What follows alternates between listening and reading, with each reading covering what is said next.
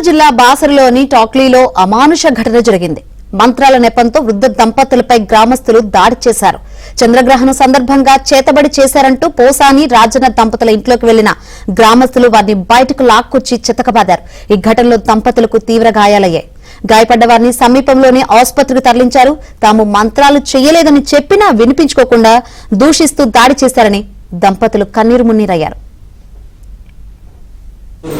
Sir మేము రాత్రి door నువ్వు 3 నెలలు ఆయరంగా చేసినావు, చెడిది చేసినావు, మంత్రం చేసినావు. నా కొడుకు 3 నెలలు ఆయ తినకచ్చిండు. నువ్వు రాత్రి మంత్రం చేసినావు, ఎప్పటి సంధి చేయట్లేవు, రా బయట రా, నువ్వు బయట రా అని ఇంట్లో కూర్చుండి తినటోళ్ళకు మాకు తిననీయక నువ్వు మంత్రం చేసినావు, రా అని నాకు ఉన్న 4-5 ఇంటారా అని చాచి నాకు కొట్టిండ్రు. సార్ మేము కొట్టేటట్టున్నాం, మేము మాకేం సాత్ అవుతుందని మాకు ఇట్లనే అనుకుంటా వచ్చి పొద్దుగల నువ్వు రాత్రి చేసినావు అని మేము ఇల్లాతలే వెళ్ళము.